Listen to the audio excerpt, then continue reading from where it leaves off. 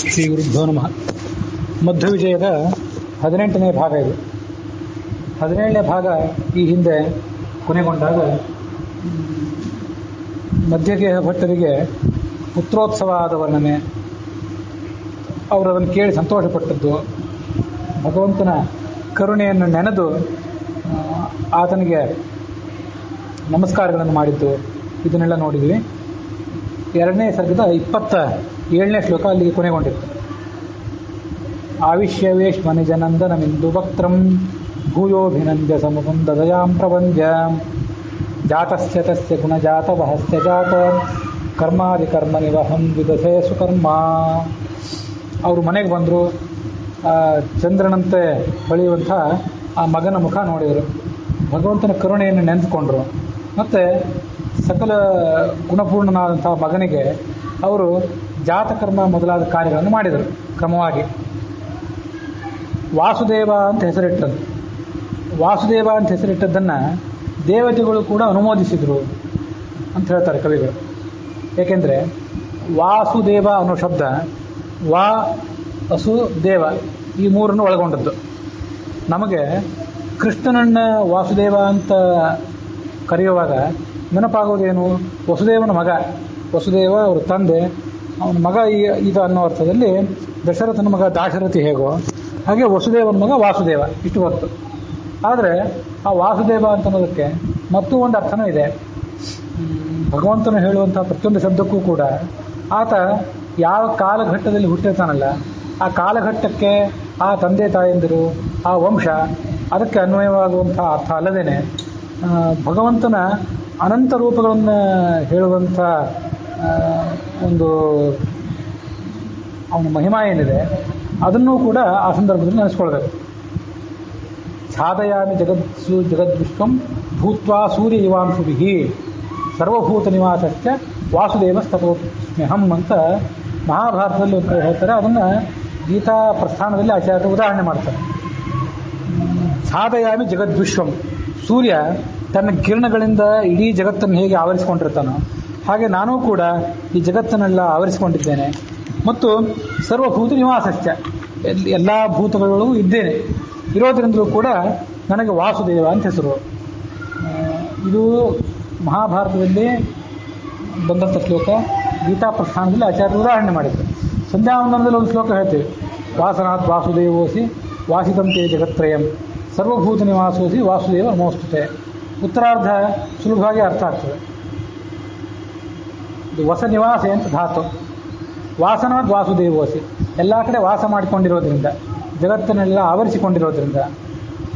ವಾಸಿದಂತೆ ಜಗತ್ರಯಂ, ಇಡೀ ಜಗತ್ತಿನೊಳಗೆ ನೀನಿದ್ದಿ, ನಿನ್ನೊಳಗೆ ಜಗತ್ತಿದೆ, ಆ ಕಾರಣಕ್ಕಾಗಿ ನಿನಗೆ ವಾಸುದೇವ ಅಂತ ಕರೀತಾರೆ. ಇದು ಆ ಭಗವಂತನನ್ನು ಆ ವಾಸುದೇವ ಅನ್ನುವ ಶಬ್ದ ಹೇಳಿದಾಗ ನಮಗೆ ಹೊಳೆಯುವಂಥ ಅರ್ಥ. ಈ ಭಗವಂತನ ನೆನಪಿಗಾಗಿಯೇ ಇವನಿಗೂ ಕೂಡ ವಾಸುದೇವ ಅಂತ ತಂದೆ ಹೆಸರಿಟ್ಟು ಅದನ್ನು ದೇವತೆಗಳು ಕೂಡ ಅನುಮೋದಿಸಿದರು. ಯಾಕೆ ಅಂತಂದರೆ ಇಲ್ಲಿ ವಾಸುದೇವ ಅನ್ನೋದನ್ನು ವಾ ಅಸು ದೇವ ಅಂತ ಈ 3 ರೀತಿಯಾಗಿ ನೋಡಬೇಕು. ದೇವ ಅಂತಂದರೆ ಶ್ರೇಷ್ಠ, ಹಿರಿಯ ಅಂತ ಅರ್ಥ. ಅಸು ಅಂದರೆ ಪ್ರಾಣಗಳು, ಆ ಪ್ರಾಣಗಳಿಗೆ ಈತ ಹಿರಿಯ ಪ್ರಾಣ, ಮುಖ್ಯ ಪ್ರಾಣ ಅಂತ ಅದಕ್ಕೆ ಅರ್ಥ. ಇದು ಅಸು ಮತ್ತು ದೇವ ಅನ್ನೋ 2 ಶಬ್ದದಿಂದ ಸಿಕ್ಕಂಥ ಅರ್ಥ ಆಯಿತು. ಹಾಗಾದರೆ ವಾ ಅನ್ನೋ ಶಬ್ದಕ್ಕೆ ಏನು ಅರ್ಥ ಅಂತಂದರೆ ವಾ ಅಂದರೆ ಜ್ಞಾನ ಅಂತ ಅರ್ಥ. ಜ್ಞಾನಕ್ಕಾಗಿ ಹುಟ್ಟಿದ ದೇವ, ಜ್ಞಾನವನ್ನು ಎಲ್ಲ ಕಡೆ ಪ್ರಸಾರ ಮಾಡಲಿಕ್ಕಾಗಿ ಹುಟ್ಟಿದ ದೇವ. ಆದ್ದರಿಂದ ಅವನಿಗೆ ವಾಸುದೇವ ಅಂತ ಕರೀತಾರೆ. ವಾಸುದೇವ ಪದಭಕ್ತಿರತಃ, ಇವು ಒಂದು ಕಾರಣ. ಜ್ಞಾನಕ್ಕಾಗಿ ಹುಟ್ಟಿದಂಥ ಮುಖ್ಯ ಪ್ರಾಣ. ಇನ್ನೊಂದು ಕಾರಣ ವಾಸುದೇವನ ಪಾದಕಮಲದಲ್ಲಿ ಆಸಕ್ತನಾದವನು. ಆ 2 ಕಾರಣಕ್ಕಾಗಿ ವಾಸುದೇವ ಅಂತ ತಂದೆ ಅವನಿಗೆ ಹೆಸರಿಟ್ಟಾಗ ಅದನ್ನು ದೇವತೆಗಳು ಕೂಡ ಅನುಮೋದಿಸಿದರು. ಯೋಗ್ಯವಾದ ಹೆಸರು ಅಂತ ಆ ದೇವತೆಗಳನ್ನು ಒಪ್ಪಿಕೊಂಡ್ರು. ಪ್ರದ್ಯುಮ್ನ, ಸಂಕರ್ಷಣ, ಅನಿರುದ್ಧ, ವಾಸುದೇವ ಈ 4 ರೂಪಗಳ ಪೈಕಿ ವಾಸುದೇವ ಅನ್ನೋ ರೂಪ ಮೋಕ್ಷದಾಯಕವಾದಂಥ ರೂಪ. ಹಾಗಾಗಿ ಆ ದೇವತೆಗಳು ಕೂಡ ಅದನ್ನು ಒಪ್ಪಿಕೊಂಡ್ರು.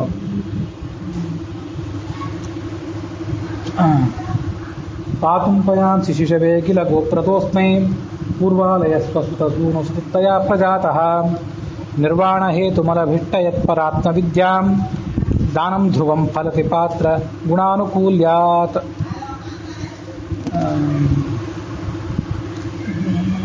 ಆ ಮಧ್ಯಗೆ ಭಟ್ರು ಭಾಳ ಏನು ಸ್ಥಿತಿವಂತರಾಗಿದ್ದಿಲ್ಲ ಅಂತ ಕಾಣಿಸ್ತದೆ. ಆರ್ಥಿಕ ಸ್ಥಿತಿ ಅವ್ರದ್ದು ಭಾಳ ಏನು ಉತ್ತಮವಾಗಿದ್ದಿಲ್ಲ. ಅದು ಈ ಶ್ಲೋಕ, ಇದ್ರ ಮುಂದಿನ ಶ್ಲೋಕ ಇದನ್ನೆಲ್ಲ ನೋಡಿದ್ರೆ ಗೊತ್ತಾಗ್ತದೆ. ಮುಂದೆ ಬರುವಂಥ ಕೆಲವು ಘಟನೆಗಳಿಂದೆಲ್ಲ ನೋಡಿದರೆ ನಮಗೆ ಹಾಗೆ ಅನ್ನಿಸ್ತದೆ. ಹಾಗಾಗಿ ಅಲ್ಲಿ ಪೂರ್ವಾಲಯ ಅಂತ ಒಬ್ಬರು, ಈ ಮಧ್ಯಗೆ ಭಟ್ರು ನಡಿಲ್ಲಾಯರು, ನಡುವೆ ಮನೆ ಇದ್ದವರು. ಪೂರ್ವಾಲಯ ಪೂರ್ವ ದಿಕ್ಕಿಗೆ ಮನೆ ಇದ್ದವರು ಮೂಡಿಲ್ಲಾಯ ಅಂತ ಒಬ್ಬ ವ್ಯಕ್ತಿ. ಆ ಮೂಡಿಲ್ಲಾಯ ಅನ್ನೋ ವ್ಯಕ್ತಿ ಒಬ್ಬರು ಈ ಮಗುವಿಗೆ ಬೆಳೆದಾಗ ತಾಯಿ ಹಾಲು ಸಾಕಾಗೋದಿಲ್ಲ, ಇನ್ನು ಬೇರೆ ಆಕಳಿನ ಹಾಲು ಕುಡಿಸ್ತಾರಲ್ಲ, ತೋಳಲಿಕ್ಕೆ ಪ್ರಾಯ ಮಧ್ಯಗೆ ಭಟ್ರ ಹತ್ರ ಅಷ್ಟು ಅನುಕೂಲ ಇರಲಿಲ್ಲ.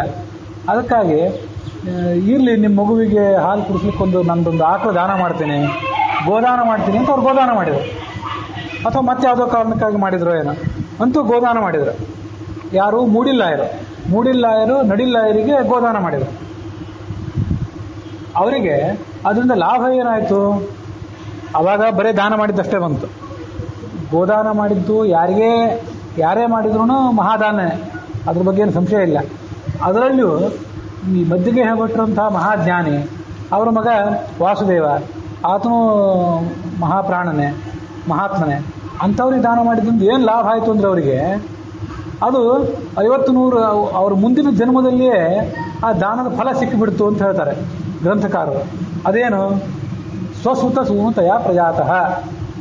ಆ ಅಜ್ಜ ಮೂಡಿಲ್ಲಾಯರು ಅಂತೇನು ಅಜ್ಜ ಇದ್ರಲ್ಲ, ಹಿರಿಯ ಮನುಷ್ಯ, ಅವರು ತನ್ನ ಮಗನಾಗಿ ಹುಟ್ಟಿದರು. ಮತ್ತೆ ಮಗನಿಗೆ ಮಗಾಗಿ ಹುಟ್ಟಿ ಆ ಹೊತ್ತಿಗೆ ಆಚಾರ್ಯರು ಸನ್ಯಾಸ ಸ್ವೀಕಾರ ಮಾಡಿದ್ರು. ಅವ್ರ ಹತ್ರ ಶಾಸ್ತ್ರ ಓದಿದ್ರು, ಉದ್ಧಾರ ಆಗಿ ಹೋಗು. ಯಾಕಂದರೆ ಗೋದಾನ ಮಾಡಿದ್ರು ಫಲ ಅದು. ದಾನಂ ಧ್ರುವಂ ಫಲದಿ ಪಾತ್ರ ಗುಣಾನುಕೂಲ್ಯಾತ್. ಯಾವುದೇ ದಾನ ಪಾತ್ರ ಗುಣಾನುಕೂಲ್ಯಾತ್, ದಾನ ಸ್ವೀಕಾರ ಮಾಡಿದವನು ಎಷ್ಟು ದೊಡ್ಡ ವ್ಯಕ್ತಿ ಅನ್ನೋದನ್ನು ಹೊಂದಿಕೊಂಡು ಅದಕ್ಕೆ ಸಿಗಬೇಕಾದಂಥ ಫಲ ಸಿಗ್ತದೆ. ಅಂಥ ಫಲ ಆ ಮೂಡಿಲ್ಲಾಯರಿಗೆ ಸಿಕ್ಕಿತು ಅಂತ ಅದನ್ನು ವರ್ಣನೆ ಮಾಡ್ತಾರೆ. ಇದನ್ನೇ ಹೀಗೆ ತಿಳ್ಕೊಳ್ಳೋದು, ಮೂಡಿಲ್ಲಾಯರು ನಡಿಲ್ಲಾಯರಿಗೆ, ವಾಸುದೇವನ ತಂದೆಗೆ ಆ ಗೋದಾನ ಮಾಡಿದಾಗ ವಾಸುದೇವನಿಗೆ ಎಷ್ಟು ವರ್ಷ ಇದ್ದಿರಬೇಕು?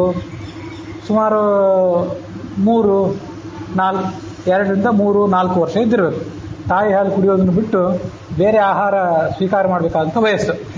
ಅಲ್ಲಿಗೆ ಬಂದಾಗ ಆ ಮೂಡಿಲ್ಲಾಯರಿಗೆ ದಾನ ಕೊಟ್ಟವರಿಗೆ ಅವರು ಪ್ರಾಯ ಈ ವಾಸುದೇವನ ತಂದೆಗಿಂತ ಸ್ವಲ್ಪ ದೊಡ್ಡವರಿದ್ದಿರಬೇಕು. ಅವರು ತಮ್ಮ ಮರಣದ ನಂತರ ತಮ್ಮ ಮಗನಿಗೆ ಮಗಾಗಿ ಹುಟ್ಟಿದರು. ಅಜ್ಜ ಮತ್ತೆ ಮಗಾಗಿ ಹುಟ್ಟಿದರು. ಮಗನಿಗೆ ಮಗಾಗಿ ತನ್ನ ಮೊಮ್ಮಗನಾಗಿ ತಾನೇ ಹುಟ್ಟಿದ್ರು. ಆ ಹೊತ್ತಿಗೆ ಆಚಾರ್ಯರು ಸನ್ಯಾಸ ಸ್ವೀಕಾರ ಮಾಡಿದರು. ಸನ್ಯಾಸ ಸ್ವೀಕಾರ ಮಾಡಿ ಎಷ್ಟು ವರ್ಷ ಆಗಿತ್ತು ಏನು ಅದೆಲ್ಲ ಮಾಹಿತಿ ಮದುವೆಯಲ್ಲಿ ಏನಿಲ್ಲ. ಬೇರೆ ಕಡೆ ಕೂಡ ನಮ್ಗೆ ಆ ಮಾಹಿತಿ ಏನು ಸಿಗೋದಿಲ್ಲ. ಅಂತೂ ಆಚಾರ್ಯರ ಸಮೀಪದಲ್ಲಿ ಕೂತ್ಕೊಂಡು ಸಕಲ ಶಾಸ್ತ್ರಗಳನ್ನು ಅಧ್ಯಯನ ಮಾಡಿ ಉದ್ಧಾರ ಆಗುವಂಥ ಒಂದು ಅವಕಾಶ ಸಿಕ್ಕಿಬಿಡ್ತಾವ್ರಿಗೆ. ಈ ಶ್ಲೋಕ ನನಗೆ ಮನಸ್ಸಿನಲ್ಲಿ ಬಂದಾಗೆಲ್ಲ ಒಂದು ಬೇರೆ ಅರ್ಥ ಹೊರಹೊಮ್ತಿತ್ತು. ಈಗ ಆಚಾರ್ಯರಿಗೆ ಗೋದಾನ ಮಾಡುವಂಥ ಶಕ್ತಿ ನಮಗಿಲ್ಲ. ಈಗ ನಾವು ಗೋದಾನ ಮಾಡಬೇಕು ಅಂತ ಹೊರಟ್ರೂ ಆಚಾರ್ಯನ ಮೆದುರಿಗೆ ಬಂದು ಆಚಾರ್ಯರಂಥ ಮಹಾತ್ಮರಾಗಲಿ, ಅವರಂಥ ತಂದೆಯವರಾಗಲಿ, ಅವ್ರು ಯಾರು ಇಲ್ಲಿ ಬಂದು ನಮಗೆ ದಾನ ಸ್ವೀಕಾರ ಮಾಡೋದಿಲ್ಲ ನಮ್ಮ ಕೈಯಿಂದ. ಒಂದು ವೇಳೆ ಯಾರು ಮಾಡ್ತೀನಿ ಅಂತಿದ್ರು ಗೋದಾನ ಮಾಡೋ ಶಕ್ತಿನೇ ನಮಗಿಲ್ಲ ಈಗ.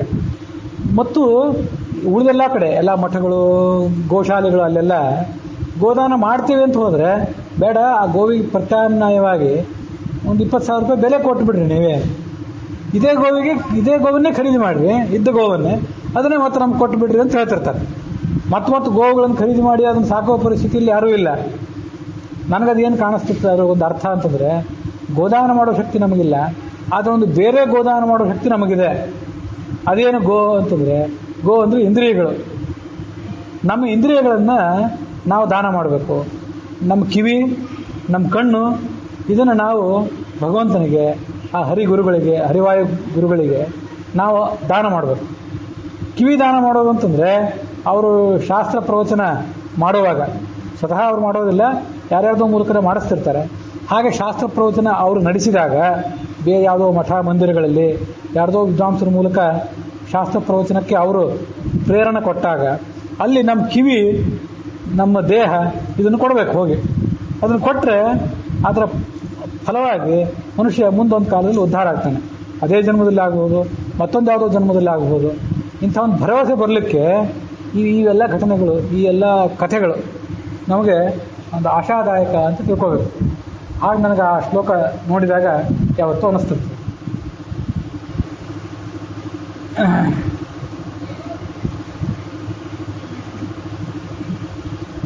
ಅತ್ರಸ್ತಮೇವ ಸತತಂ ಪರಿಫುಲ್ಲಚಕ್ಷುಃ ಕಾಂಚಾ ವಿಡಂಬಿತನವೇಂದು ಜಗತ್ಯನರ್ಘ್ಯಂ ತತ್ಪುತ್ರರತ್ನಮುಪಗೃಹ್ಯ ಕದಾಚಿದಾಪ್ತಃ ಸ್ವಸ್ವಾಮಿನೇ ಬುಧ ಉಪಾಯನಮಾರ್ಪಯತ್ ಸಹ.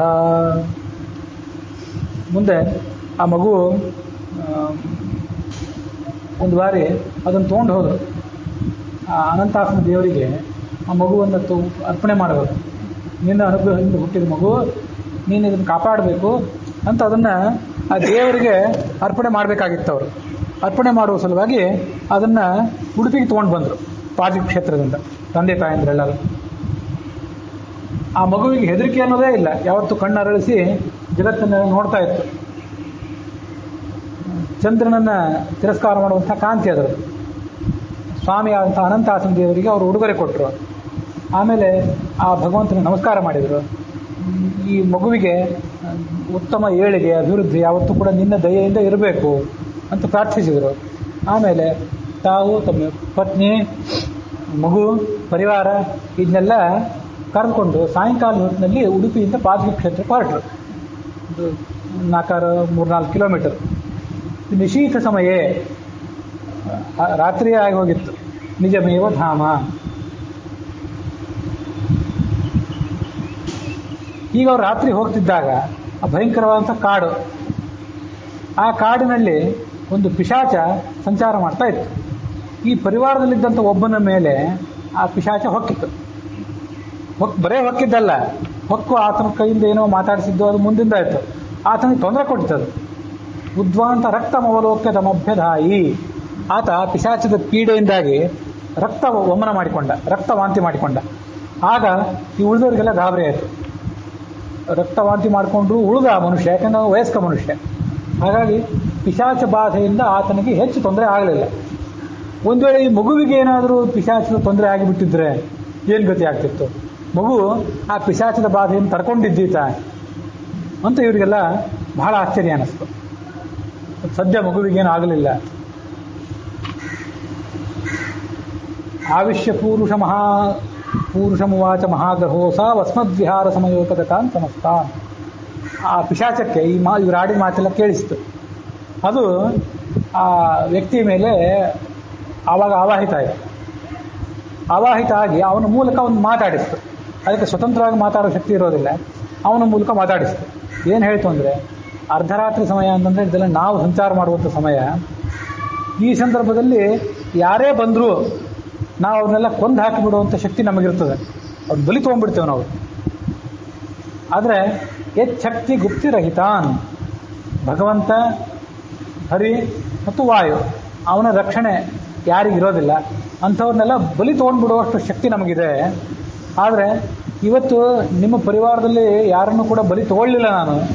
ಯಾಕೆ ಅಂತಂದರೆ, ಲೋಕೇಶ್ವರ ಸ ಬತ ಬಾಲಕಮ ಕಿಲೇತಿ, ಜಗತ್ತಿಗೆ ಬಿಡೇನಾದಂಥ ಆ ಮುಖ್ಯ ಪ್ರಾಣ ಇವತ್ತು ನಿಮ್ಮ ನಡುವೆ ಇದ್ದಾನೆ. ಹಾಗಾಗಿ ಅವನ ಶಕ್ತಿ, ಆ ಶಕ್ತಿಯ ರಕ್ಷಣೆ ನಿಮಗಿದೆ. ಹಾಗಾಗಿ ನೀವೆಲ್ಲ ಬದುಕಿ ಉಳಿದ್ರಿ. ಇದು ನನಗೆ ಗೊತ್ತಾಗಿದೆ. ಅದು ನೀವು ಮಾತ್ರ ಅವನನ್ನು ಬಾಲಕ ಅಂತ ತಿಳ್ಕೊಂಡಿದ್ದೀರಲ್ಲ. ಸೊ ಬಾಲತಮ ಹಾಕಿಲೇತಿ, ಅವನನ್ನು ಮಗು ಅಂತ ತಿಳ್ಕೊಂಡು ನೀವೆಲ್ಲ ಭ್ರಾಂತರಾಗಿದ್ದೀರಿ. ವಸ್ತುತಃ ಮಗು ಅಲ್ಲ ಅದು ಅಂದಿತು ಆ ಪಿಶಾಚ.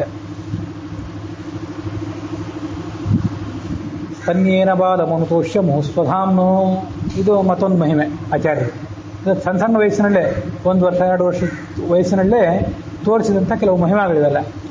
ಒಮ್ಮೆ ಆ ತಾಯಿ ಎಲ್ಲಿ ಹೋಗಬೇಕಾಗಿತ್ತು,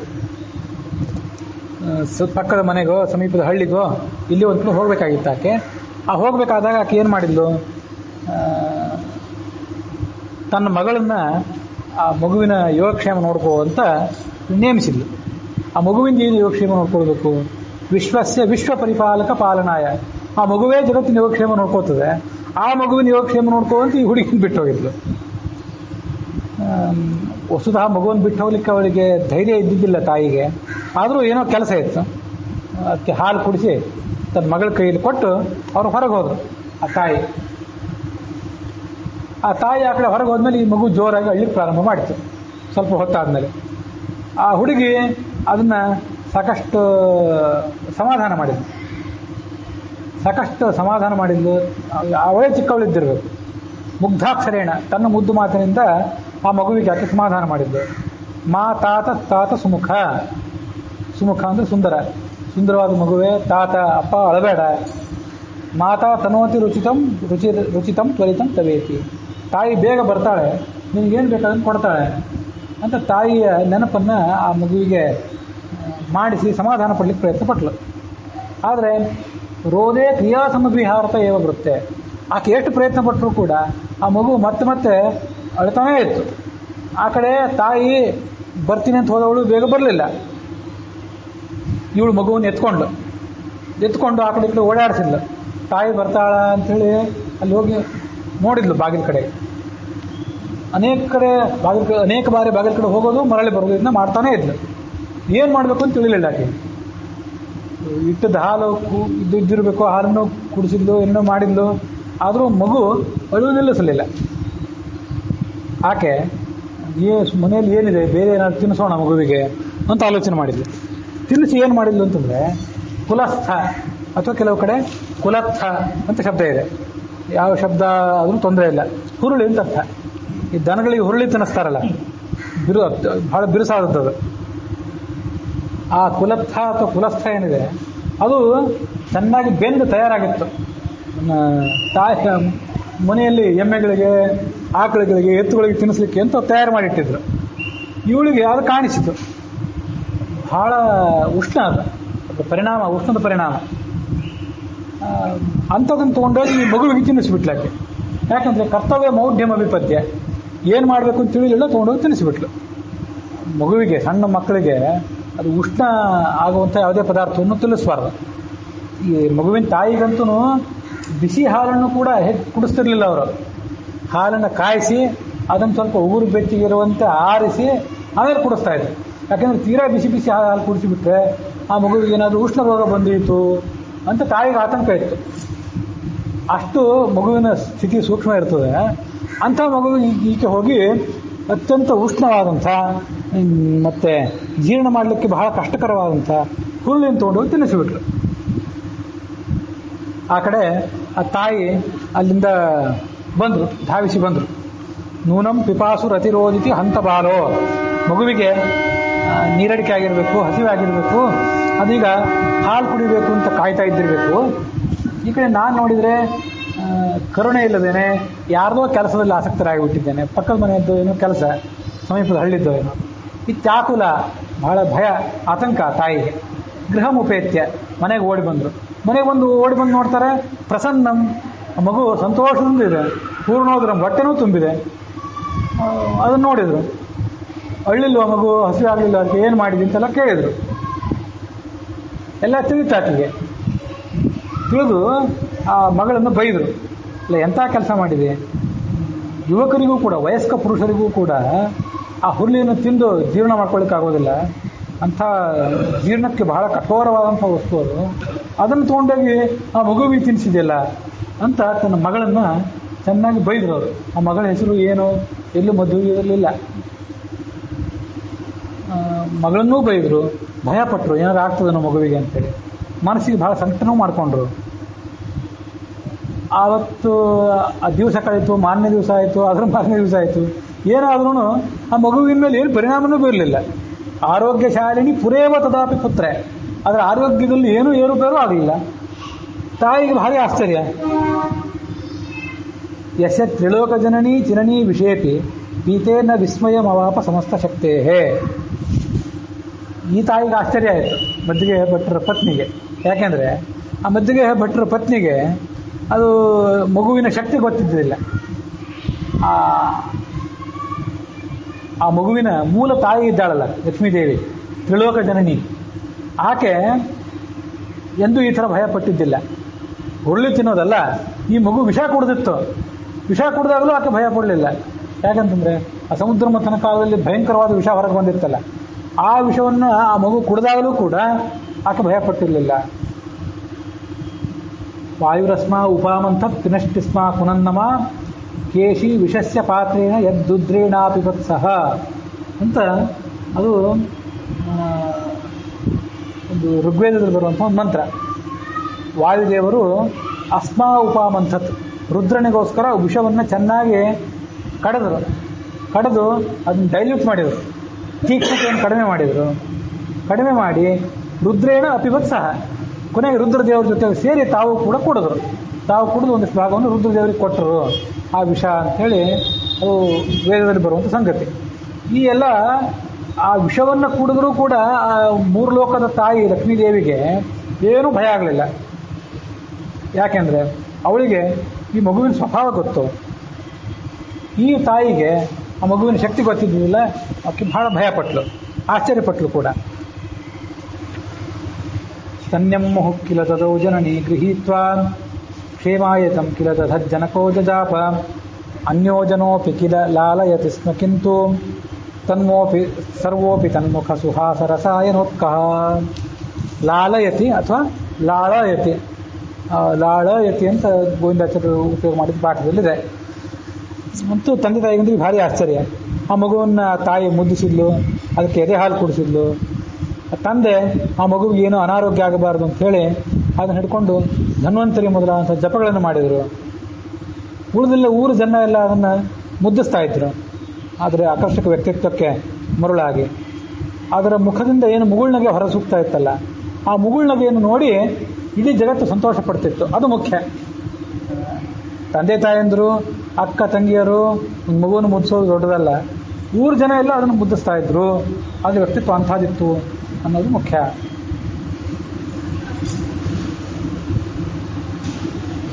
ದೇವಾದಿಸದ್ಭಿರನುಪಾಲಿತಯಾದರೇಣ ದಿವ್ಯಾತ್ಮನೇವ ವಿಲಸತ್ಪತಯಾ ನಿತಾಂತಂ ಅವ್ಯಕ್ತಯ ಪ್ರಥಮತೋ ವದನೇಸ್ಯ ವಾಣ್ಯಾಂ ಶಾಲೀನ ಏವ ಭುವನಾಚ್ಯುತಯಾ ವಿಜಹ್ರೆ.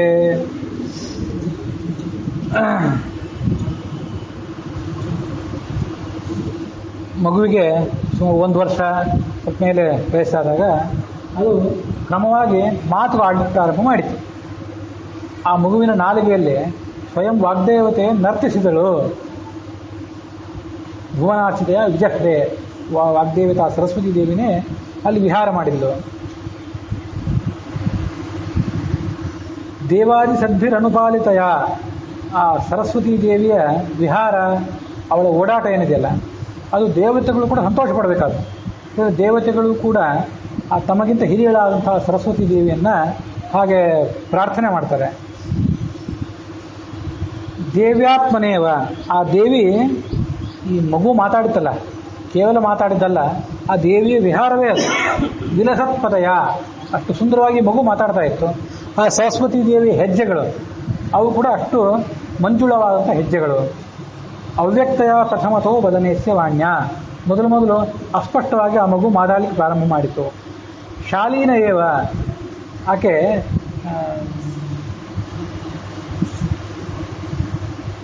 ಶಾಲೀನಳು ಅಂತಂದರೆ ಸಂಕೋಚ ಇರುವಂಥ ಗರತಿ ಹೆಣ್ಮಗಳು ಇರ್ತಾಳಲ್ಲ, ಅಂಥವ್ರಿಗೆ ಶಾಲೀನಳು ಅಂತ ಕರೀತಾರೆ. ಸರಸ್ವತಿ ದೇವಿ ಆ ಮಗುವಿನ ನಾಲಿಗೆ ಮೇಲೆ ಸ್ಪಷ್ಟವಾಗಿ ವಿಹಾರ ಮಾಡಲಿಲ್ಲ ಮೊದಲು, ಅದು ಅಸ್ಪಷ್ಟವಾಗಿ ಮಾತಾಡ್ತಿತ್ತು. ಅದನ್ನು ನೋಡಿದರೆ ಒಬ್ಬಳು ಮುತ್ತೈದೆ ಹೆಣ್ಮಗಳು, ಕುಲೀನ ಹೆಣ್ಮಗಳು, ಮರ್ಯಾದಸ್ಥ ಅಂತ ಹೆಣ್ಮಗಳು ಮನೆಯಿಂದ ಹೊರಗೆ ಬಂದು ಬೇಕಾಬಿಟ್ಟು ಓಡಾಡ್ತಿರೋದಿಲ್ಲ. ಯಾವಾಗಲೂ ಅತ್ಯಂತ ಅವಶ್ಯಕ ಇದ್ದಾಗ ಮನೆಯಿಂದ ಸ್ವಲ್ಪ ಹೊರಗೆ ಬರ್ತಾಳೆ, ಕೂಡಲೇ ಒಳಗೆ ಹೋಗ್ತಾಳೆ. ಹಾಗೆ ಶಾಲೀನಳು ಅಂತಂದರೆ ಲಜ್ಜೆ ಇದ್ದವಳು, ನಾಚಿಕೆ ಸಂಕೋಚ ಇತ್ಯಾದಿಗಳನ್ನು ಉಳಿಸಿಕೊಂಡವಳು ಅಂತ ಅರ್ಥ. ಹಾಗೆ ಸರಸ್ವತಿ ದೇವಿ ನಾಚಿಕೆಯಿಂದಲೋ ಎಂಬಂತೆ ಈ ಮಗುವಿನ ಮುಖದಲ್ಲಿ ಅಸ್ಪಷ್ಟವಾಗಿ ವಿಹಾರ ಮಾಡಲಿಕ್ಕೆ ಪ್ರಾರಂಭ ಮಾಡಿದರು.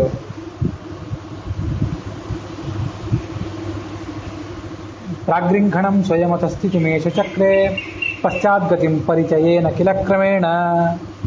ಆ ಮಗು ನಿಧಾನವಾಗಿ ಬೆಳೆದು ದೊಡ್ಡದಾಯಿತು. ಮೊದಲು ಅದು ಅಂಬೆಗಾಲಿಟ್ಟಿತು. ಮುಂದೆ ಸ್ವಯಂ ಸ್ಥಿತಿ, ತಾನಾಗಿ ಎದ್ದು ನಿಂತಿತ್ತು.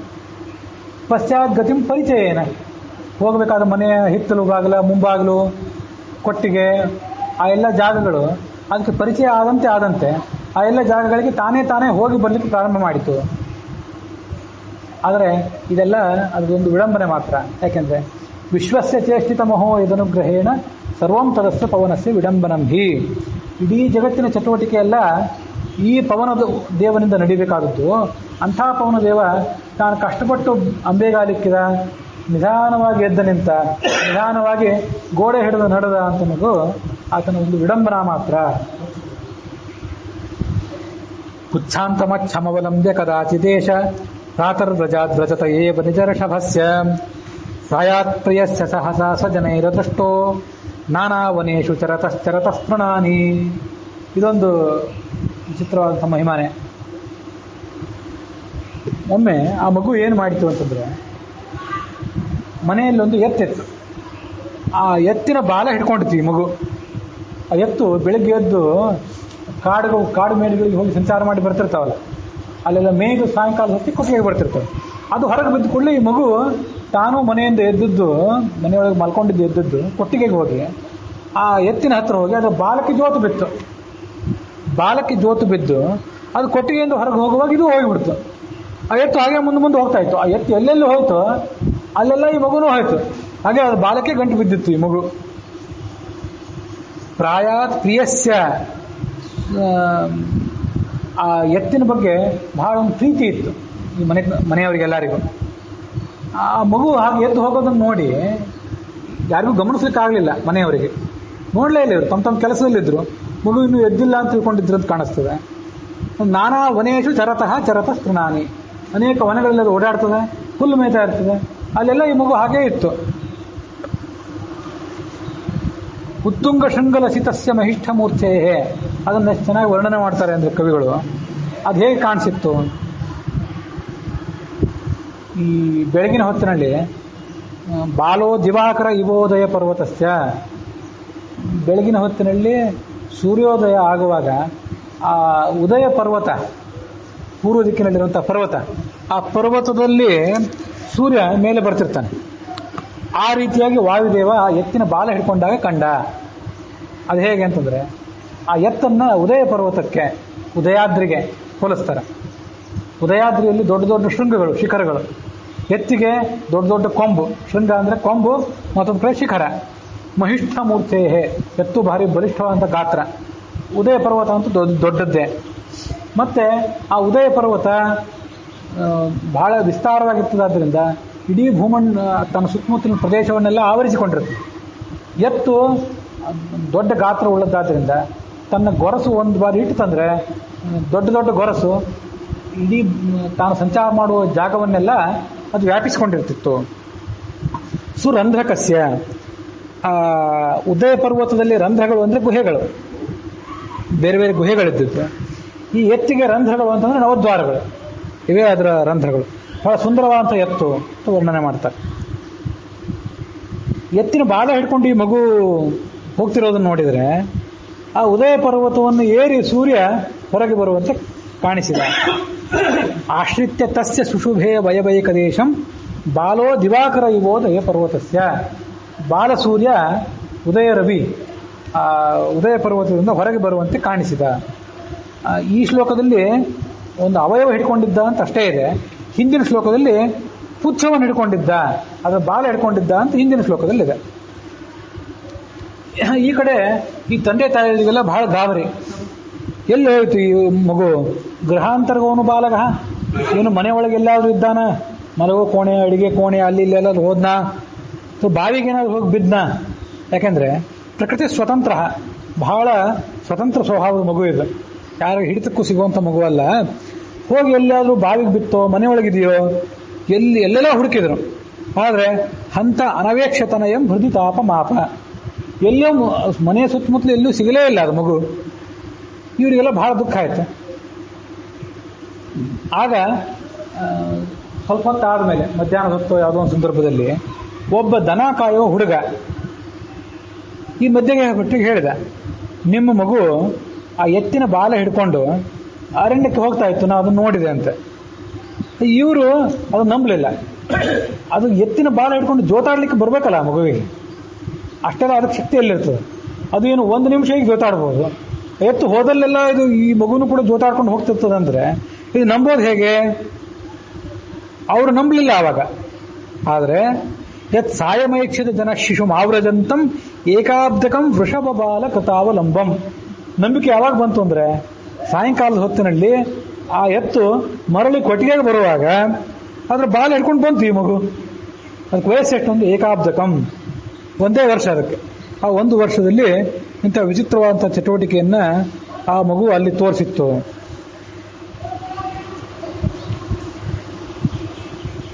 ಚಿಂತಾಮಣೀಂದ್ರಮಿವ ಚಿಂತಿತದಂ ದರಿದ್ರೋ ವಿಜ್ಞಾನ ಮಾರ್ಗಮಿವ ವಿಷ್ಣು ಪರಂ ಮುಮುಕ್ಷು ನಷ್ಟಂಜನಂದನಮಿತಿ ಸ್ವಜನೋಸ್ಯ ಲಬ್ಧ್ವಾ ನಾಥಸ್ಯ ತಸ್ಯ ತಮನುಗ್ರಹಮೇವ ಮೇನೆ.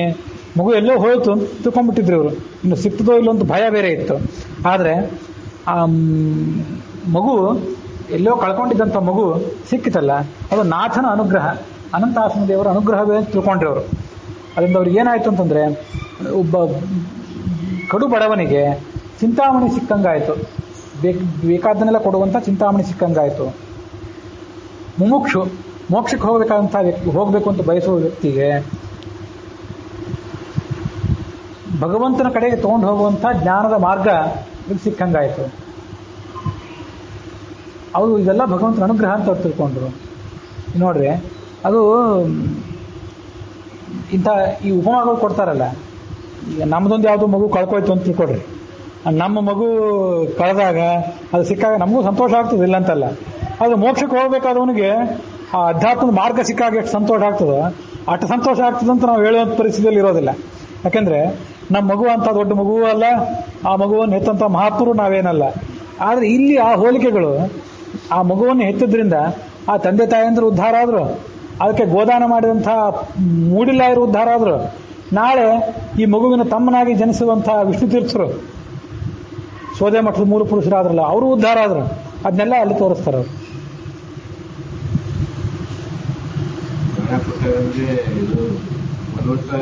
ಅದು ಅದೇ ಯಾವಾಗ ದಾನ ಕೊಟ್ಟರು ಅಂತಿಲ್ಲ, ಅದೇ ಒಂದು ವರ್ಷದವನು ಅಂತ ಇಲ್ಲಿ ಬಂತು. ಅದು ದಾನ ಕೊಟ್ಟಿದ್ದು ಒಂದು ವರ್ಷಕ್ಕಿಂತ ಮುಂಚೆ ಕೊಟ್ಟರು ಆಮೇಲೆ ಕೊಟ್ಟರು ಅಂತ ಅನ್ನೋದು ಅಲ್ಲಿ ಸ್ಪಷ್ಟ ಇಲ್ಲ. ಅಂದರೆ ನಾವು ಎರಡು ಸಾಧ್ಯತೆಗಳನ್ನು ಗಮನಿಸಬೇಕು. ಮಗು ಒಂದು ವರ್ಷಕ್ಕಿಂತ ಮೊದಲೇ ತಾಯಿ ಹಾಲನ್ನು ಇನ್ನೂ ಕುಡಿಯುವ ಪರಿಸ್ಥಿತಿಯಲ್ಲಿ ಇದ್ದಾಗಲೇ, ತಾಯಿ ಹಾಲು ಸಾಕಾಗದೇ ಇದ್ದಾಗ, ಈ ಒಂದು ಯಾವುದಾದ್ರು ಒಂದು ಹಸು ಬೇಕು ಅಂತ ಮಧ್ಯಗೆ ಬಿಟ್ಟರು ಹುಡುಕಾಡ್ತಾ ಇದ್ದಾಗ ಮನೆಯ ಪರಿಸ್ಥಿತಿಯನ್ನು ನೋಡಿ ಆ ಮೂಡಿಲಾಯರು ತಾವೇ ದಾನ ಮಾಡಿರ್ಬೋದು. ಅಥವಾ ಮಗುವಿಗೆ 2-3 ವರ್ಷ ಆದಮೇಲೆ ಅವರು ದಾನ ಮಾಡಿದ್ದಿರ್ಬೋದು. ಇದು ಆಮೇಲೆ ಆಗಿರೋ ಘಟನೆಯನ್ನು ಮೊದಲೇ ಹೇಳಿರೋ ಸಾಧ್ಯತೆ ಇದೆ ಈ ಕವಿಗಳು. ಯಾಕೆಂದರೆ ಅವರು ಮೊದಲು ಒಂದು ಕಡೆ ಹೇಳಿದ್ದಾರೆ, ಅನೇಕ ಘಟನೆಗಳನ್ನು ನಾನು ಪ್ರತ್ಯಕ್ಷ ನೋಡಿದ್ದು, ಕೆಲವರನ್ನ ಬೇರೆಯವ್ರ ಕಡೆಯಿಂದ ಕೇಳಿದ್ದು. ಮೊದಲು ಹೇಳಬೇಕಾದನ್ನು ಆಮೇಲೆ ಹೇಳಬೇಕಾದನ್ನು ಮೊದಲು, ಹೀಗೆಲ್ಲ ನಾನು ಕೆಲವು ಬಾರಿ ಮಾಡಿದ್ದಿದೆ, ಅದನ್ನೆಲ್ಲ ನೀವು ಕ್ಷಮಾ ಮಾಡಬೇಕು ಅಂತ ಮೊದಲು 1ನೇ ಸರ್ಗದಲ್ಲಿ ಕವಿಗಳು ಕೇಳ್ಕೊಂಡಿದ್ದಾರೆ. ಹಾಗಾಗಿ ಮುಂದೆ 1.5 ವರ್ಷ 2 ವರ್ಷದ ನಂತರ ಯಾವ ಗೋದಾನ ಮಾಡಿದ್ದು ಅದನ್ನೇ ಅವರು ಮೊದಲು ವರ್ಣನೆ ಮಾಡಿರ್ಬೋದು. ಆದರೆ ಸರಿಯಾದ ಸಾಧ್ಯತೆ ಅಂತಂದರೆ 1 ವರ್ಷಕ್ಕಿಂತ ಮೊದಲೇ ತಾಯಿ ಹಾಲು ಸಾಕಾಗದೇ ಇದ್ದಾಗ, ಏನೋ ಪರಿಸ್ಥಿತಿ ಇದ್ದಾಗ, ಇದು ಬೆಳೆಯೋ ಮಗು ಬೇರೆ, ಅದು ಬೇರೆ ಮಕ್ಕಳು ಕುಡಿದಷ್ಟು ಹಾಲು ಅದಕ್ಕೆ ಸಾಕಾಗೋದಿಲ್ಲ, ಹೆಚ್ಚು ಹಾಲು ಬೇಕಾಗ್ತಿತ್ತು. ಅದರ ಶರೀರ ದಾರ್ಢ್ಯ, ಅದರ ಆಹಾರ ಶಕ್ತಿಯನ್ನೆಲ್ಲ ನೋಡಿ ಆ ತಾಯಿಗೆ ಸಾಮರ್ಥ್ಯ ಸಾಲ್ತಿದ್ದಿಲ್ಲ. ಆ ಮೂಡಿಲಾಯರು ಅದನ್ನು ಕೊಟ್ಟರು ಅಂತ ತಿಳ್ಕೊಳ್ಳೋದು ಹೆಚ್ಚು ಯೋಗ್ಯ. ಅಂತೂ ಬಾಲಕ್ಕೆ ಜೋತು ಬಿದ್ದದ ಘಟನೆಗಿಂತ ಮೊದಲೇ ಗೋದಾನವನ್ನ ಇವರು ವರ್ಣನೆ ಮಾಡ್ತಾರೆ. ಅದು ಅವರು ಹಾಗೆ ವರ್ಣನೆ ಮಾಡಿದ್ರಿಂದ ಮೊದಲೇ ಅದಾಯಿತು, ಆಮೇಲೆ ಬಾಲಕ್ಕೆ ಜೋತು ಬಿದ್ದ ಘಟನೆ ಆಯಿತು ಅಂತ ತಿಳ್ಕೊಳ್ಳೋದು ಯೋಗ್ಯ. ಈಗ ಅನಿಸ್ತದೆ ಇದು ಭಗವಂತನ ಅನುಗ್ರಹ ಅಂತ. ಮಗು ಸಿಕ್ಕಿದ್ದು ಭಗವಂತನ ಅನುಗ್ರಹ ಅಂತ ತಿಳ್ಕೊಂಡ್ರು ಅವರು. ಅಲ್ಲಿ ಆ ಬಾಲಕ್ಕೆ ಜೋತು ಬಿದ್ದದ್ದು ಒಂದು ಉದಯ ಪರ್ವತದಿಂದ ಆ ಮಗು ಮೇಲೆ ಉದಯ ಪರ್ವತವನ್ನು ಅವಲಂಬಿಸಿಕೊಂಡು ಸೂರ್ಯ ಮೇಲೆ ಬರ್ತಿರುವಂತೆ ಅಂತ ವರ್ಣನೆ ಮಾಡಿದ್ರಲ್ಲ, ಅಲ್ಲೊಂದು ವೇದವಾಕ್ಯ ನನಗೆ ನೆನಪಿಗೆ ಬರ್ತದೆ. ಈ ಮಧ್ಯಾಹ್ನ ಸಂಧ್ಯಾವನದಲ್ಲಿ ಆ ಸತ್ಯೇ ನರಗಸ ವರ್ತಮಾನೋ ನಿವೇಶಯನ್ ನಮೃತಂ ಮರ್ತ್ಯಂಚ ಅಂತ ಅಲ್ಲೊಂದು ವರ್ಣನೆ ಇದೆ. ಮುಂದೊಂದು ಮಂತ್ರ ಇದೆ, ಯವುದಗಾನ್ ಮಹತೋ ನವಾದ್ ವಿಭ್ರಾಜಮಾನಸ್ಸರಿಲಸ್ಯ ಮಧ್ಯಾತ್ ಸಮಾರುಷಭೋರೋ ಹಿತಾಕ್ಷ ಸೂರ್ಯೋ ವಿಪಶ್ಚಿನ್ ಮನಸಾ ಪುನಾತು ಅಂತ. ಅದನ್ನು ನೆನಪು ಮಾಡ್ಕೊಳ್ಬೇಕು ಈ ಸಂದರ್ಭದಲ್ಲಿ. ಅದು ಹೇಗೆಂದರೆ ಭಗವಂತನಿಗೂ ಅನ್ವಯ ಆಗ್ತದೆ, ವಾಯುದೇವನಿಗೂ ಅನ್ವಯ ಆಗುವಂಥ ಮಂತ್ರ ಅದು. ಉದಗಾನ್ ಮಹತೋರ್ಣವಾದ್ ವಿಭ್ರಾಜಮಾನ, ಮಹತೋರ್ಣವಾತ್ ದೊಡ್ಡ ಸಮುದ್ರದಿಂದ ಈ ಸೂರ್ಯ ಉದಗಾತ್ ಉದಯಿಸಿ ಮೇಲೆ ಬಂದ. ವಿಭ್ರಾಜಮಾನ, ಹೊಳೆಯುತ್ತ ಮೇಲೆ ಬಂದ.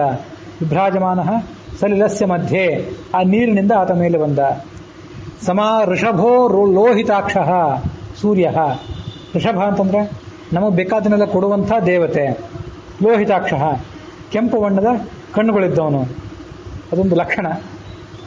ಸಮಾ ಋಷಭೋ ಲೋಹಿತಾಕ್ಷ ಸೂರ್ಯ, ಆ ಸೂರ್ಯರೂಪಿಯಾದ ಭಗವಂತ.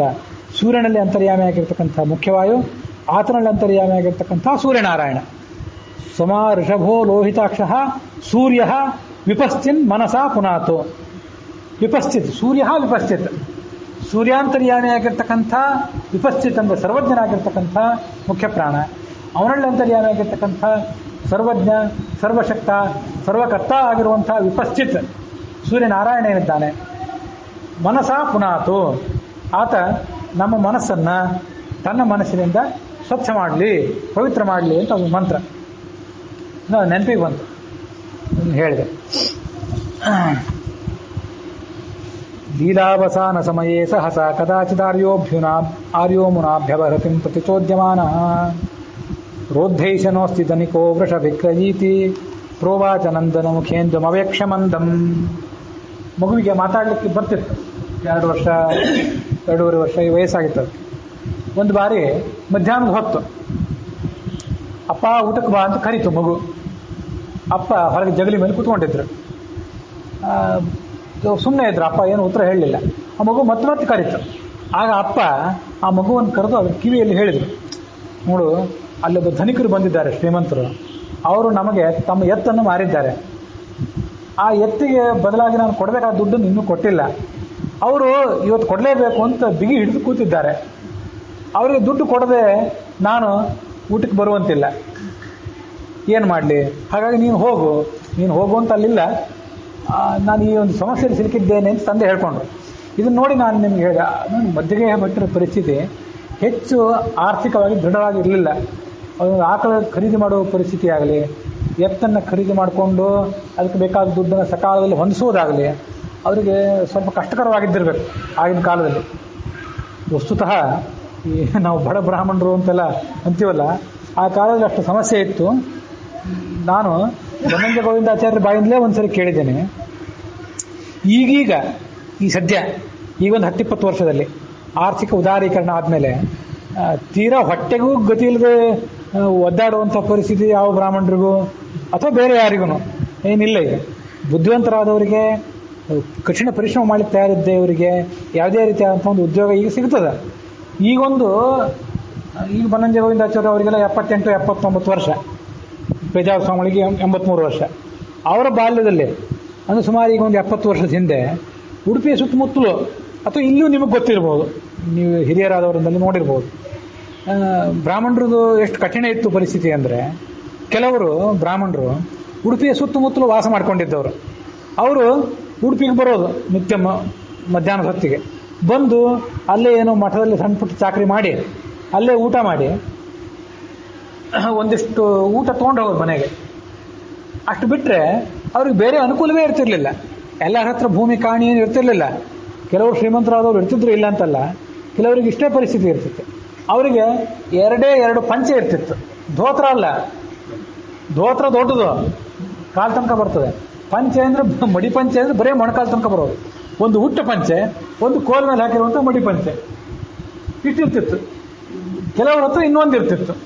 ಹೆಣ್ಮಕ್ಳ ಹತ್ರ ಹುಟ್ಟ ಒಂದು ಸೀರೆ, ಕೋಲ್ ಮೇಲೆ ಒಂದು ಸೀರೆ, ಎಲ್ಲಾದರೂ ವಿಶೇಷ ಕಾರ್ಯಕ್ರಮ ಇದ್ರೂ ಉಟ್ಕೊಂಡು ಹೋಗಬೇಕು ಅಂತ ಅಂಥದ್ದೇ ಒಂದು ಸೀರೆ.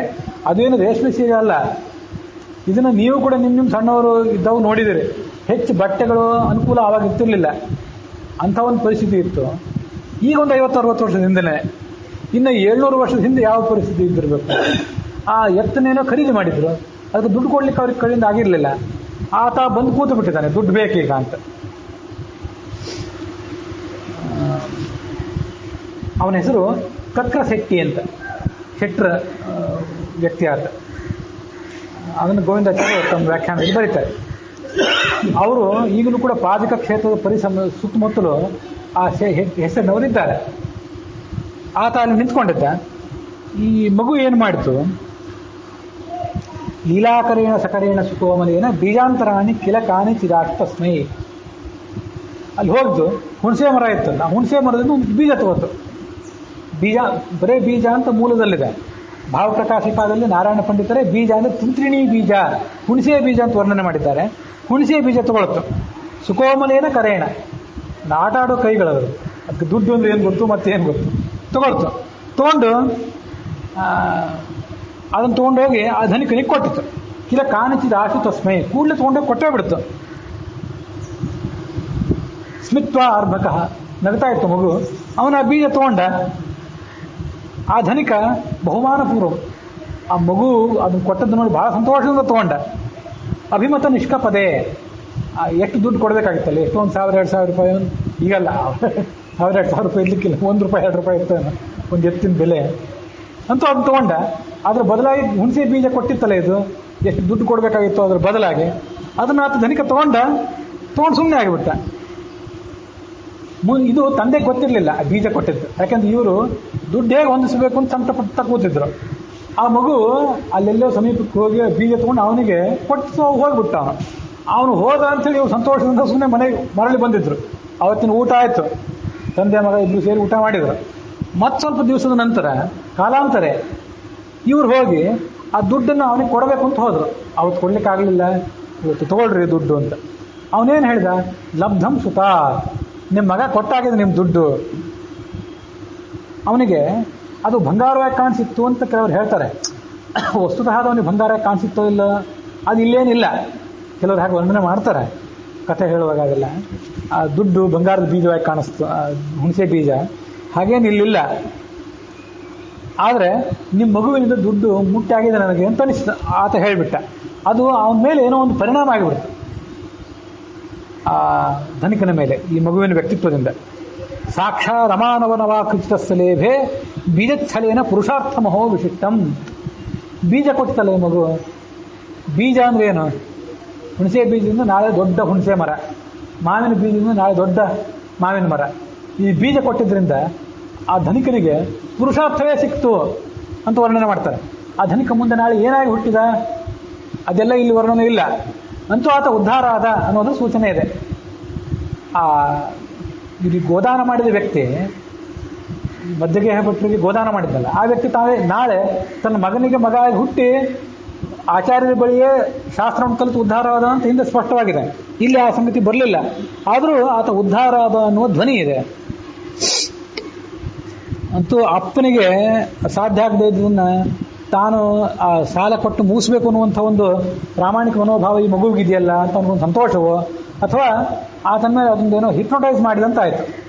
ಅದನ್ನು ಸ್ಮಿತ್ವ ಅರ್ಭಕಃ ಅಂತಿದೆ ಅಲ್ಲಿ. ಅದು ಆಚಾರ್ಯರು ತಮ್ಮ ಜೀವಮಾನದಲ್ಲಿ ಮುಂದೆ ಕೆಲವು ತೋರಿಸಿದ ಘಟನೆಗಳು ನೋಡಿದರೆ ಒಂದು ಹಿಪ್ನೋಟೈಸಿಂಗ್ ಪರ್ಸನಾಲಿಟಿ ಇತ್ತು ಅವರಲ್ಲಿ. ಅವರು ಏನಾದರೂ ಹೇಳಿದರೆ ಜನ ಅದನ್ನ ಹಾಗೆ ಕೇಳಿಬಿಡ್ತಿದ್ರು ಅಂತಿದೆ. ಮುಂದೊಂದು ಕಡೆ ಬರ್ತದೆ, ಒಂದು ದೊಡ್ಡ ಕೆರೆ ತೋರಿಸ್ತಿದ್ರು ಅಂತ. ಅದು ಹಿಂದೊಂದ್ಸರಿ ನಾನು ಹೇಳಿದ್ದೆ ಇಲ್ಲಿ. ಆ ಕೆರೆ ತೋರಿಸುವಾಗ ಆ ರಾಜ ದುಷ್ಟ, ಆ ಮಾರ್ಗದಲ್ಲಿ ಹಾದು ಹೋಗೋವರೆಲ್ಲ ಒಂದು ಅರ್ಧ ಗಂಟೆ ಶ್ರಮದಾನ ಮಾಡಬೇಕು ಅಂತ ಒಂದು ನಿಯಮ. ಯಾರ್ಯಾರನ್ನೂ ಅಂದರೆ ಪುಕ್ಕಟ್ಟೆಯಾಗಿ ಏನೂ ಲೇಬರ್ ಇಲ್ದೇನೆ ಕೆರೆ ತೋರಿಸೋ ಕೆಲಸ ಆಗ್ತದಲ್ಲ ಅಂತ ಅವನ ಆಲೋಚನೆ. ಆಚಾರ್ಯರು ಅವ್ರ ಶಿಷ್ಯರು ಬಂದರು, ಹೇಳ್ಕೊಂಬರ್ರಿ ಅವ್ರನ್ನ ಅಂದ. ಆಚಾರ್ಯರು ಅವ್ರ ಶಿಷ್ಯರು ಆ ಕೆರೆ ತೋಡೋ ಜಾಗಕ್ಕೆ ಬಂದರು. ನೀವು ಎಲ್ಲರೂ ಸೇರಿ ಒಂದು ಅರ್ಧ ಗಂಟೆ ಕೆರೆ ತೋಡೋ ಕೆಲಸ ಮಾಡಿರಿ. ಆಚಾರ್ಯರು ಹೇಳಿದ್ರು, ನಾವು ಸನ್ಯಾಸಿಗಳು, ನಮಗೆ ಕೆರೆ ತೋಡೋದು ಇಂಥ ಹಾರ್ಡ್ ವರ್ಕ್ ಗೊತ್ತಿಲ್ಲ, ನೀನು ಮಾಡಿ ತೋರಿಸಿದ್ರೆ ನಾವು ಅದನ್ನು ನೋಡಿ ಮುಂದೆ ಮಾಡಬಲ್ಲೆವು ಅಂತಂದರು. ಅವನು ಕೆರೆ ತೋಡ್ಲಿಕ್ಕೆ ಶುರು ಮಾಡಿದ, ನಿಲ್ಲಿಸಲೇ ಇಲ್ಲ, ತಾನೇ ತೋಡ್ಲಿಕ್ಕೆ ಕೆಲಸ ತಾನೇ ಮುಂದುವರಿಸಿಬಿಟ್ಟ ಅಂತ ಮುಂದೆ 10ನೇ ಸರ್ಗದಲ್ಲಿದೆ. ಹಾಗೆ ಆ ಬೀಜ ಕೊಟ್ಟಾಗ ಅದು ಆತನ ಮೇಲೆ ಆತನಿಗೆ ದುಡ್ಡು ಕಾಣಿಸಿದಂತೆ ಅವನಿಗೆ ಕಾಣಿಸಿತು. ಅದೇನೋ ಅಂತೂ ನಿಮ್ಮ ಮಗ ನನಗೆ ಕೊಟ್ಟಾಗಿದೆ, ಮಗನಿಂದ ಸಲ್ಲಬೇಕಾದ ನನಗೆ ಸಂದಿದೆ ಅಂತ ಆತನಿಗೆ ಅನಿಸ್ತು. ಸಂತೋಷ ಪಟ್ಟುಬಿಟ್ಟ ಅವನು. ಪುರುಷಾರ್ಥ ಮಹೋ ವಿಶಿಷ್ಟಂ ವಾಸುದೇವಮಿಹ ವಾಸುದೇವತಾ ಸತ್ಕಲಾಮಭಿನಂದತಂ ಜನಃ ವಾಸುದೇವಮಿತಿ ವಾಸುದೇವಸಂ ನಾಮಕಂ ವಿವಿಧ ಲೀಲಮರ್ಬಕಂ.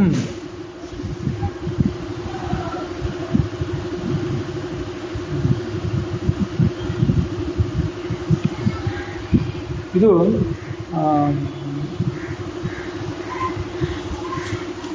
ತ್ರಿಷ್ಟುಪ್ ಛಂದಸ್ಸು. ಇಲ್ಲಿ ತನಕ ಶ್ಲೋಕಗಳು ನಡ್ಕೊಂಡು ಬಂದದ ರೀತಿ ಒಂದು ಬೇರೆ, ಇದೊಂದು ಬೇರೆನೇ ಇದೆ. ಇದು ತ್ರಿಷ್ಟುಪ್ ಛಂದಸ್ಸು. ಆ ತ್ರಿಷ್ಟುಪ್ ಛಂದಸ್ಸಿಗೆ ಶಚಿ ದೇವತಾ, ಅದರದ ಒಂದು ಪ್ರಭೇದವೇ ರಥೋದ್ಧತ, ರಥದಂತೆ ಗತಿ ಇದ್ದಿತು. ವಾಸುದೇವಮಿಹ ವಾಸುದೇವತಾ ಸತ್ಕಲಾಮಭಿನನಂದತಂ ಜನಃ ವಾಸುದೇವಮಿತಿ ವಾಸುದೇವಕಂ ಸನ್ನಾಮಕಂ ವಿವಿಧ ಲೀಲಮರ್ಭಕಂ. ವಾಸುದೇವತಾ ಸತ್ಕಲಾಂ, ವಾಸುದೇವ ಅಂತಂದ್ರೆ ಮುಖ್ಯ ಪ್ರಾಣ, ಅವನ ಒಂದು ಅಂಶ ಈ ಮಗು. ಅದನ್ನು ಜನ ವಾಸುದೇವ ಅಂತ ಭಗವಂತನ ಹೆಸರನ್ನು ಇಟ್ಕೊಂಡಂಥ ಈ ಮಗು ಏನಿತ್ತಲ್ಲ, ವಿವಿಧ ಲೀಲಂ, ನಾನಾ ಥರದ ಲೀಲೆಗಳನ್ನು ಇಷ್ಟರಲ್ಲೇ ತೋರಿಸುತ್ತಿದ್ದರು. ಅದನ್ನು ನೋಡಿ ಜನ ಭಾಳ ಸಂತೋಷಪಟ್ಟರು. ಇತಿ ವಿಹರತೆ ಮಹ್ಯಾಂ ವಿಷ್ಣುದಾಸೇ ವಿಗೂಢೆ ಸಮಜನಿಸಿಜನಾನಾಂ ಚಿತ್ತಮಾನಂದಪೂರ್ಣಂ ಉದಯತಿ ಘನಮಾಲಾ ಲೀಲಭಾನೌ ಚಭಾನೌ ನನು ಜನನಯನಾಬ್ಜೈರ್ಲಭ್ಯತೆ ನಮ್ ವಿಕಾಸಃ. ಅಲ್ಲಿಗೆ ಎರಡನೇ ಸರ್ಗ ಸಮಾಪ್ತಿಯನ್ನು ಕಾಣ್ತಾ ಇದೆ. ಹೀಗೆ ಆ ವಿಷ್ಣುದಾಸ, ಭಗವಂತನ ಭಕ್ತನಾದಂಥ ವಾಯುದೇವ ಅಲ್ಲಿ ಬಹಳ ಗುಪ್ತನಾಗಿ ಭೂಲೋಕದಲ್ಲಿ ಬೆಳೀತಾ ಇದ್ದ, ವಿಹಾರ ಮಾಡ್ತಾ ಇದ್ದ. ಸಜ್ಜನರಿಗೆ ಬಹಳ ಆನಂದ. ಸಮಜನ ಸುಜನಾನಾಂ ಚಿತ್ತಂ ಆನಂದಪೂರ್ಣಂ, ಆನಂದ ಅಂತ ಶಬ್ದ ಬಂತು ನೋಡ್ರಿ ಈ ಸರ್ಗದಲ್ಲಿ. ಪ್ರತಿಯೊಂದು ಸರ್ಗದ ಕೊನೆಗೂ ಆನಂದ ಅಂತ ಶಬ್ದ ಬರಬೇಕು. ಮಗು ಚಿಕ್ಕದಾಗಿತ್ತು, ಆದರೂ ಕೂಡ ನಾನಾ ಥರದ ಲೀಲೆಗಳನ್ನು ತೋರಿಸಿತ್ತು. ಕೇಳಿದವರಿಗೆ ಭಾರಿ ಆನಂದ. ಅದು ಏಕೆ ಅಂತಂದರೆ, ಸೂರ್ಯ ದೊಡ್ಡವನೇ ಆಗಿರಲಿ ಚಿಕ್ಕವನೇ ಆಗಿರಲಿ, ಬಾಲಸೂರ್ಯನೇ ಆಗಿದ್ದರು, ಉದಯ ಭಾಸ್ಕರನೇ ಆಗಿದ್ದರೂ ಕೂಡ ಆತ ಉದಯಿಸಿ ಬಂದರೆ ಕತ್ತಲೆಯನ್ನು ನಾಶ ಮಾಡೇ ಮಾಡ್ತಾನೆ. ನೆತ್ತಿಗೆ ಬಂದರೆ ಮಾತ್ರ ಬೆಳಕು, ಅವಾಗಲೇ ಬಿಸಿಲು ಅಂತಿಲ್ಲ. ಉದಯಿಸಿ ಬಂದ ಕೂಡಲೇ ಕತ್ತಲ ನಾಶ ಮಾಡ್ತಾನೆ. ಘನಮಾಲ ಲೀಲಭಾನೋತ ಭಾನವು, ದೊಡ್ಡ ದೊಡ್ಡ ಮೋಡಗಳ ನಡುವೆ ಸೂರ್ಯ ಇದ್ದರೂ ಕೂಡ ಬೆಳಕಾಗೇ ಇರ್ತದೆ. ಅದರಂತೆ ಆ ಜನರು ಕಣ್ ತೆರೆದು ತಮ್ಮ ತಮ್ಮ ದೈನಂದಿನ ಚಟುವಟಿಕೆಗಳಿಗೆ ತೊಡಗ್ತಾರೆ. ಹಾಗೆ ಭಗವಂತ ಈ ಮುಖ್ಯ ಪ್ರಾಣ ಹುಟ್ಟಿ ಸ್ವಲ್ಪ ಕಾಲ ಆಗಿದೆ ಅಷ್ಟೇ, ಇನ್ನೂ ಸಣ್ಣವನಿದ್ದಾನೆ, ಆದರೂ ಕೂಡ ಜನ ಅದನ್ನು ಕೇಳಿ ಸಂತೋಷಪಟ್ಟರು. ಇದು ಅತಿಶಕ್ವರಿ ಅಂತ ಒಂದು ಛಂದಸ್ಸು. ಈಗ ಎಲ್ಲ ದೇವತಾ ಸ್ತ್ರೀಯರು ಕೂಡ ಇದರ ಅಭಿಮಾನಿ ದೇವತೆಯರು. ಅದರಲ್ಲಿ ಮಾಲಿನಿ ಅಂತ ಒಂದು ಪ್ರಭೇದ ಇದೆ. ಅಲ್ಲಿಗೆ ಮಧ್ವ ವಿಜಯದ ಎರಡನೇ ಸರ್ಗ ಅದು ಸಮಾಪ್ತಿಯನ್ನು ಕಂಡಿದೆ.